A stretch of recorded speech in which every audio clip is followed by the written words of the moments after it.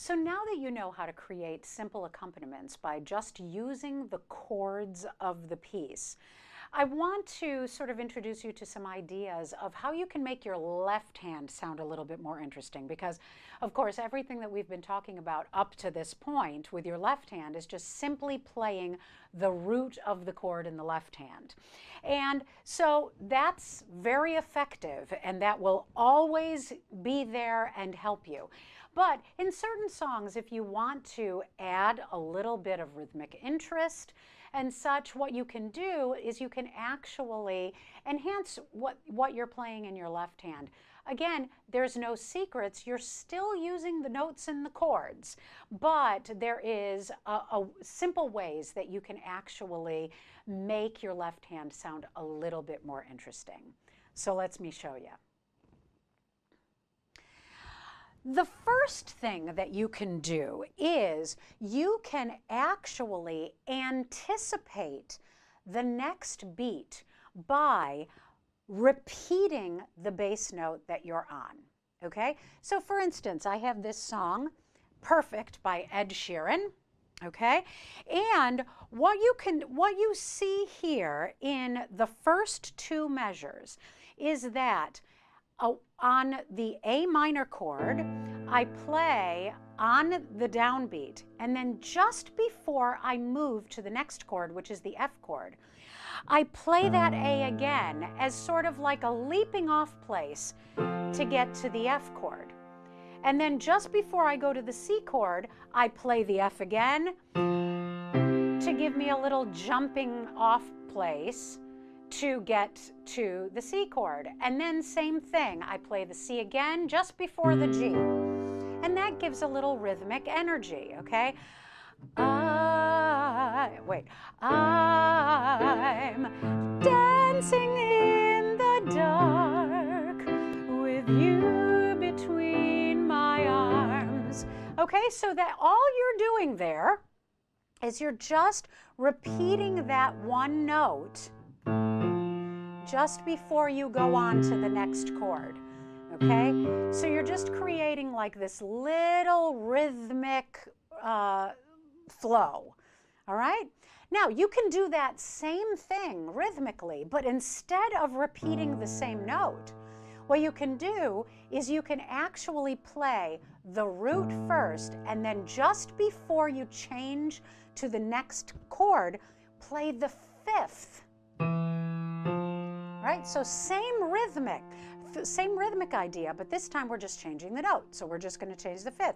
So it's the A minor, then we play the fifth of A minor, then we go up to the F, then we play the fifth of the F, which is C, and then we play the fifth of the C, which is G. Okay? So you find that actually in some cases you're anticipating the next chord with that rhythmic note, but it gives you an idea as to giving you just a little bit more melodic interest in the bass line that still has that rhythmic drive. So there, trying that. So this is in the third and fourth measure. I have that example here. So arms barefoot on the grass, listening to our favorite song, okay? So then, the last way that you could actually change it up is instead of doing the same note, you can actually, or the fifth, you can actually do an octave.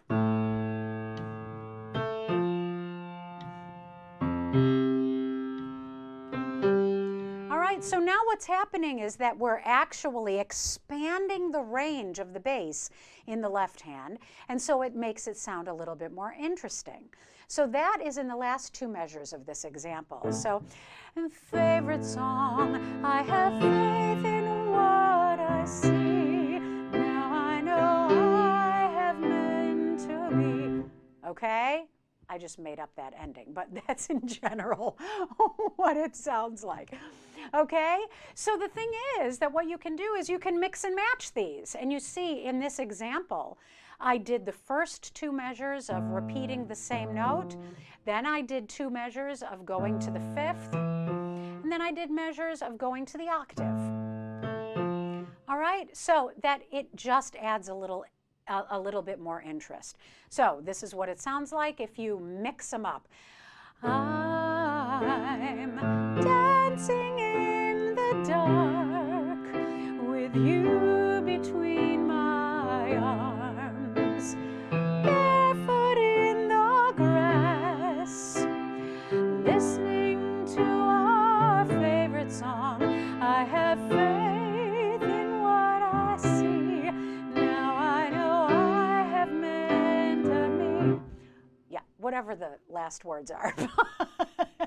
You can tell I don't really know this song, but it's a great example of this bass line. Okay, so that is one choice. One thing that you can do with a bass line is just add a little bit of rhythmic interest and play with the root and the 5th. Okay? Now another